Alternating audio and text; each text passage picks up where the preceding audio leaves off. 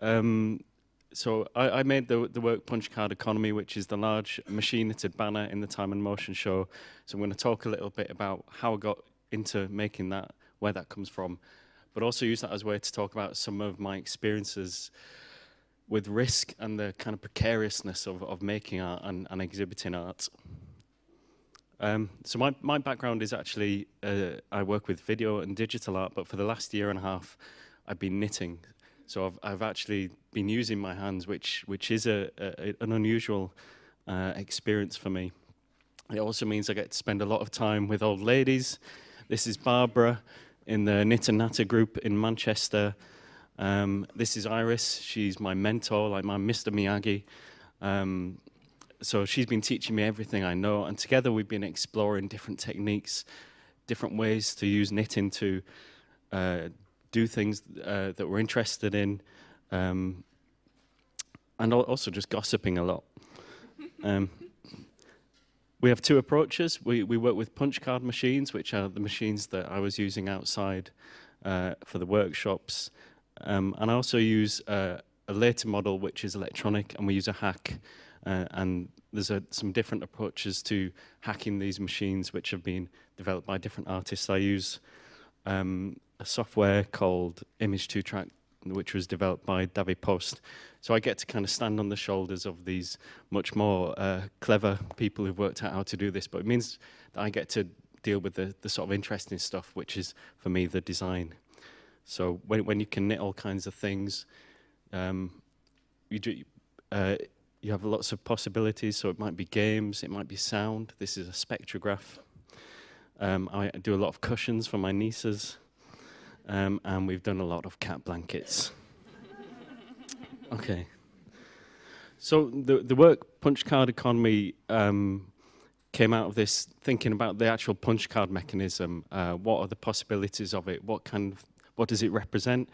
It's very interesting from a design perspective. There's a nice restriction there. There's only 24 cells per row. It's very sort of hands-on. It's easy to grasp, and if you're used to working with pixels, it's a similar kind of design process. But the punch card as well is obviously something that we think about when we think about the development of digital technology. So early computers being programmed by punch cards, and there's a lot of discussion, and I find it very interesting the way that the progression of textiles and the development of digital technology seem to go hand in hand, or at least parallel. And the third sort of reference when we think about punch cards is the punch card as a clocking on system, as a way of controlling workers and their labour in relation to time. So coming back to this banner, so in 1817, Robert Owen founded the 8-hour day movement. Robert Owen was a mill owner from Lancashire. He was a socialist. He was very concerned with the welfare of the workers in his mills, and this phrase, 8 hours labour, 8 hours recreation, 8 hours rest, which the movement, I think they coined, but you know, they stood behind. That forms the basis of the traditional, or what we would now call the traditional 9-to-5, 40-hour working week. It's interesting that when you were talking about working on the beach with your laptop or the Googleplex, you said the word utopian, and in fact, as we were setting up and we put this slide on, one of the technicians looked at this and he referred to this as utopian, because I get a sense that they've been working more than 8 hours these last few days. And I had a similar feeling. Just, it feels very simple. It's something I can grasp, and as a freelancer, as an artist, the idea that my work would be simple and restricted in that sense, it's almost romantic. I'm not sure whether I would actually really want my work my working life to be that structured, but at the same time, I can see the attraction of it. So using that as a starting point and the punch card mechanism, I set about collecting a lot of people's data about when they work, and comparing it to the 8-hour day. So this top image shows each dot represents an hour in which I think this might even be my working week in which I worked that week.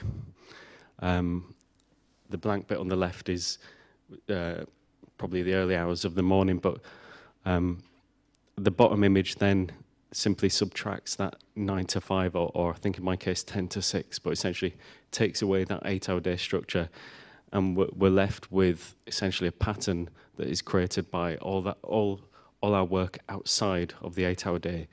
And that might be overtime, it might simply just be a pattern created by flexible working. So whether I'm working on a project and have to work late nights or on a Saturday, or simply checking my email for 10 minutes before I go to bed, which I tend to do, I'm really bad at that, it kind of shows how work has invaded those other spheres of my life. So I've been using that to develop knitting patterns. So you get something which, on the one hand, looks like almost quite a generic textile design, pattern repeat, but on the other hand, it's a very personal representation of a week in someone's life. So I've collected lots of these. I set up a website and people were able to log their working hours through that website. They all went into a spreadsheet with some clever conditional formatting. I was able to generate a pattern which I then transposed onto the 8 hours labour banner, which kind of produced this effect. So again, all these contrast stitches are essentially hours of work in which people have worked outside of the 8-hour day structure. So we get this kind of nice glitchy effect that shows the shift and that blurring about when we work and the trouble we have in defining what is work and where it happens. So this is the banner. It's obviously in the Time and Motion show. Some fun facts for you. It's 5 meters by 3 meters.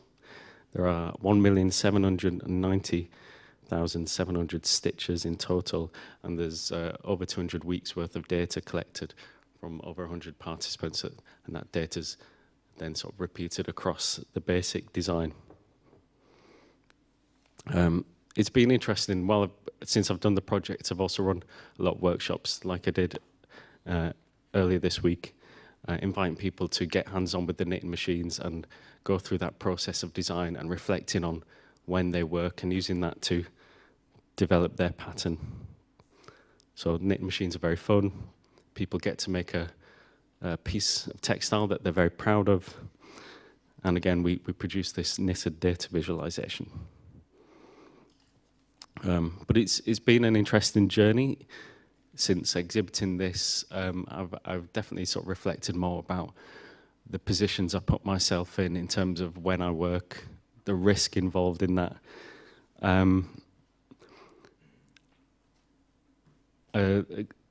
Back in last year, at the end of last year, Mike approached me and said there's an interesting opportunity. So Connecticut Art Fair offered FACT a stall. This was in return of a favour. I think I'd stored a piece of artwork for them or something, and Connecticut said, well, actually, do you want to stall at our art fair? And Mike said, do you want to do it? When we've got a stall, do you want to take it? And so I saw it as an opportunity, but I kind of didn't know what to do with it. I've never been at an art fair before, and it was this problem of, well, what can I sell? I kind of don't make these things to sell, and I think if I was trying to make them to sell, I can't make anything really good enough to sell. I'm not a knitter. I'm just using knitting. So I was left with this problem of having a stall at the fair which was worth a lot, and I could see it was an opportunity, but not having anything to take advantage of that opportunity. So I thought the only thing I can sell is really my labour. So I decided that I would go to the art fair and I would knit, and I would demonstrate my labour, and I would invite people to buy my work, my labour as an artist, rather than the knitting. And I thought if I could get them to buy that and buy into that idea at Arts Council rates, so I would come away with some proper days paid work booked, and I would be happy with that, and they would then have the benefit of knowing that they're buying labour from an artist in a fair trade sense. So I designed a contract that took into account the costs involved in that, the labour, the materials, other transaction fees. And this was my stall. I took some carpet tiles, got my 10 meters squared, and I had a really good spot right at the front of the show. And so I kind of worked for a few days there, and people would talk to me, and I would be knitting my banner. And people liked the idea. I also tried to make it clear all the other transactions going on, all the related costs of me being at the space. So I put down my travel costs to get down to London. I put down my materials as well. So things like, I actually had to hire the chairs and the lights from the art fair, which kind of stung a bit. But it meant my total cost to be there, travel and materials, were nearly 600 quid. And if my artist rate is £233, based on Arts Council commissioned research and my experience, I needed to get people to buy nearly 2.5 days of my paid work in order to just break even, to make it worthwhile. But I thought this was quite a good gamble. I thought people are going to like this, they're going to go for it, and I'm going to come away with like a book full of paid work.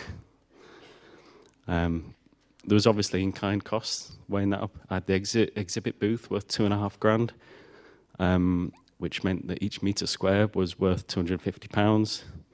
But there are also other fees which people had to take into account. Fact, I was essentially on their gallery space. They would get a commission. The Kinetica, the card machine, added 8%. That had to be added on. So it seemed a little steep, but at least I felt like I was being honest with the person who was going to buy my time. And so all of that would be filled out in a contract. So the final price, if someone wanted to buy a day's worth of my time, would be about 360 quid. And I wanted to make it clear, they're buying my labour. The work is my work. They're not buying the knitting. I would give them the knitting simply as proof of my work. It would be like a receipt or a document, but they're buying my time. So no one bought my time, actually. It was, a lot of people agreed it was a really, really good idea, but no one put their hand in their pocket. So as this unraveled, it was becoming clear. Okay, this has really backfired. I've spent nearly 600 quid to be here. No one's going to buy my time. I've got to make some money back. What can I sell? And I thought, well, actually, the space, it's like real estate, isn't it? This space is worth a lot. All my carpet tiles were ½ metre square, and I worked out actually each ½ metre square, each carpet tile is worth £62.50. Real estate, real estate in London, that's worth a lot. So in terms of, I thought maybe I can sell my stall, and get some of the money back before the end of the show. So I started knitting these covers ½ metre square, buy this space for £62.50. Unfortunately, no one bought the space.